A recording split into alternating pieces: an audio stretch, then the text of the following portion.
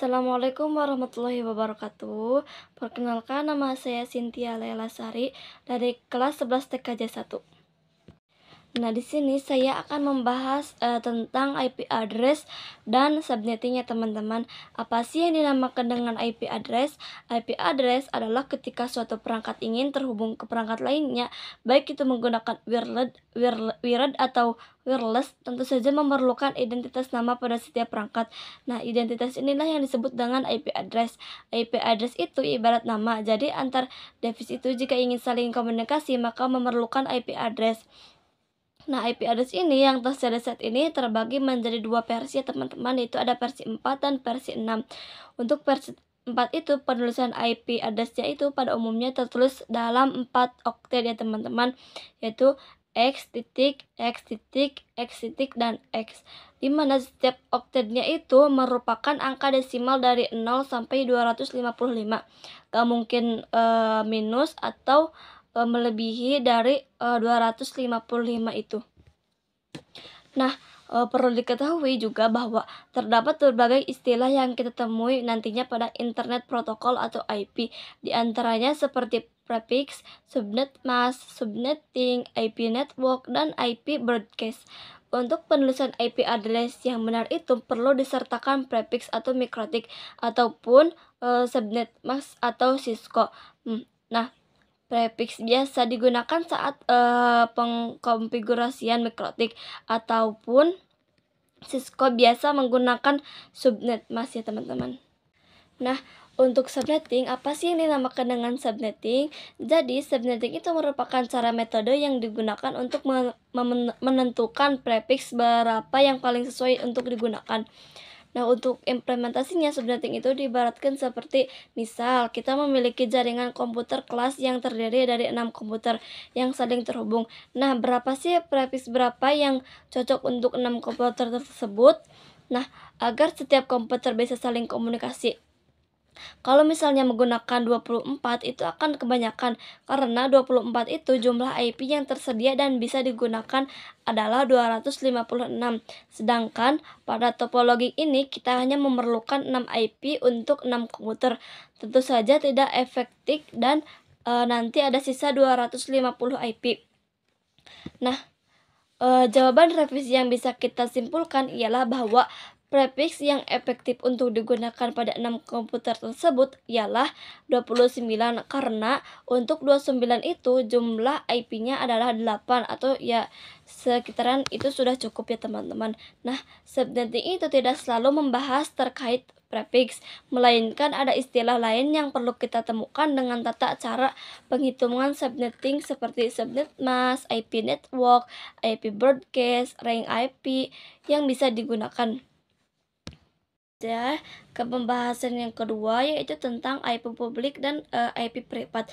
Nah, sebelum kita belajar dan juga mengulas lebih dalam terkait proses subnetting, alangkah baiknya kita mengenal terlebih dahulu terkait IP publik dan juga IP privat, karena istilah inilah yang sangat berkaitan dengan proses subnetting. Nah, kita akan fokus dulu pada IP privat versi port terlebih dahulu, di mana pada IP ini dibagi menjadi dua, yaitu ada publik dan privat. Nah, singkatnya, IP publik merupakan IP yang digunakan di internet dan bisa diakses dari mana saja. Jadi, misal kalian mengakses facebook.com dan YouTube dan lain-lain atau sebagainya, maka secara tidak sadar kalian sedang mengakses IP publik masing-masingnya yang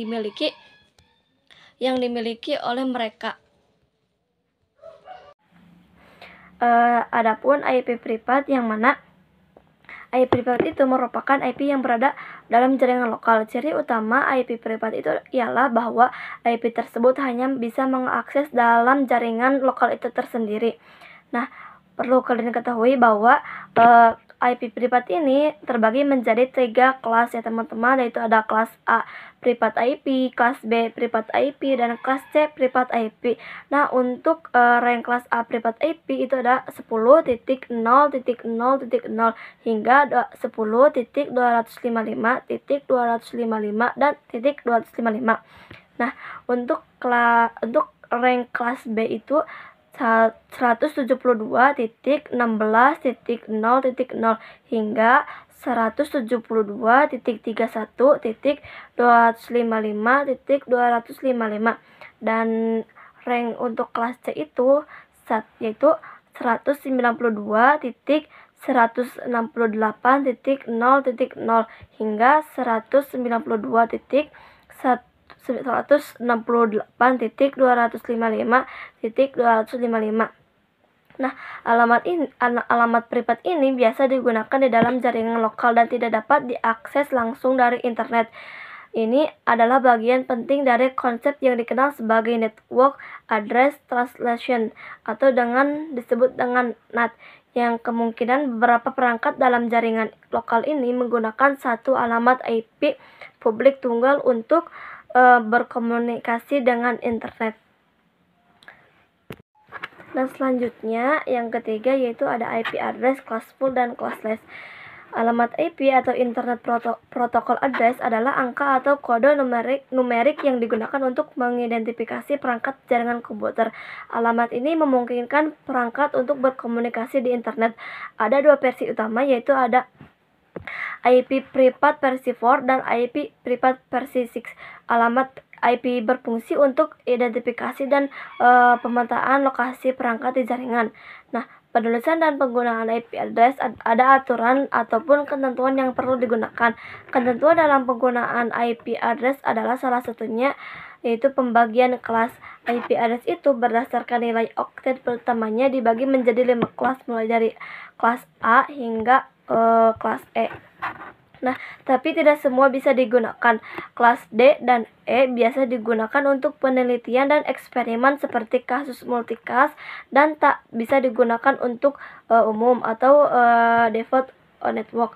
Nah, IP 0 itu tidak bisa digunakan untuk default network, begitu pula IP 127 juga tidak bisa digunakan dikarenakan merupakan itu adalah IP loopback.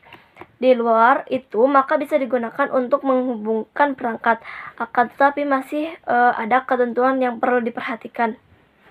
Nah, untuk membangun jaringan lokal, maka kita bisa menggunakan IP privat dan tidak semua angka bisa digunakan pada setiap kelasnya. Ada ketentuan rank yang diperlukan. Nah, selain rank yang ditentukan, maka itu termasuk cakupan IP publik. Nah, dapat disimpulkan bahwa jika kita ingin menggunakan IP privat lalu ingin mengakses jaringan publik, maka IP privat dikonversi ke IP publik terlebih dahulu pada jaringan global atau internet. Nah, proses konversi itu dilakukan oleh router dan modem NAT. Lalu di dalam internet atau jaringan global itu terdapat beberapa perangkat yang menggunakan IP publik seperti server Google dan lain sebagainya, yang dimana jikalau sudah banyak perangkat yang menggunakan IP publik, maka itu semua bisa saling komunikasi.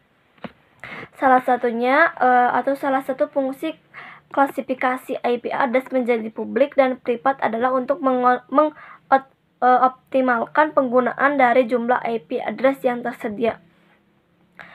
Nah, selain IP address versi 4 itu dibagi menjadi privat dan publik. Dibagi pula lah menjadi classful dan addressing. Nah, contoh manfaat penggunaan implementasi classful dan classless ialah seperti misal Anda memiliki network untuk 200 host dan dengan penggunaan IP 10.0.0.0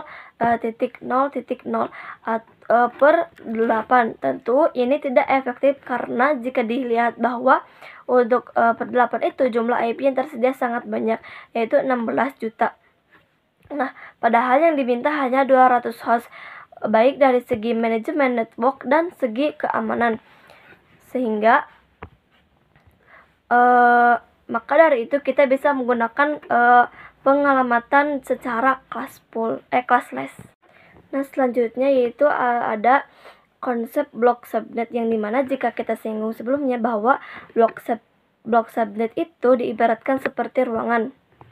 Nah, kan blok subnet ini diberikan seperti ruangan. Jadi misal pada suatu gedung misalkan yang memiliki 3 lantai. Nah, bisa saja untuk blok subnet pertama itu kita gunakan pada lantai pertama. Blok subnet yang kedua kita gunakan lantai kedua, dan blok subnet ketiga itu pada lantai ketiga. Yang perlu diketahui bahwa antar blok subnet itu by default tidak bisa dikomunikasi. Kumpulan PC yang berada pada suatu ruangan perlu dikonfigurasi menjadi satu blok subnet. Yaitu selanjutnya itu tentang IP privat versi 4 delivery type. Adapun terkait delivery tipe pada IP address terkait 3 macam, yaitu ada unicast, multicast, dan broadcast.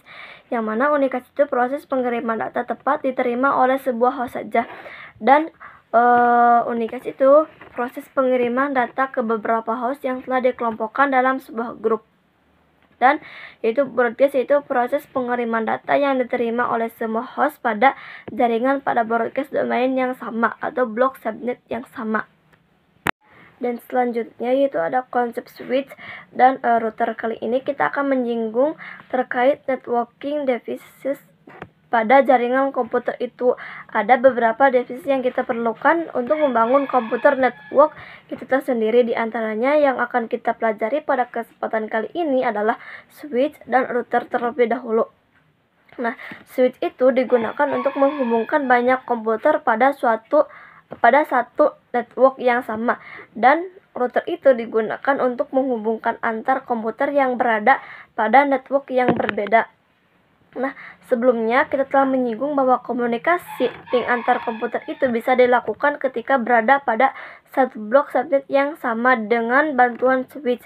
Nah, dan untuk jumlah port yang tersedia pada switch itu beragam, yaitu umumnya terdapat 24 port, 48 port, dan sebagainya. Nah, bagaimana untuk komunikasi bisa dilakukan oleh antar kumpulan komputer yang berbeda blok subnet? Maka bisa menggunakan bantuan router yang kemudian kita lakukan proses routing ke network yang dituju. Mungkin itu saja yang bisa saya sampaikan. Assalamualaikum warahmatullahi wabarakatuh.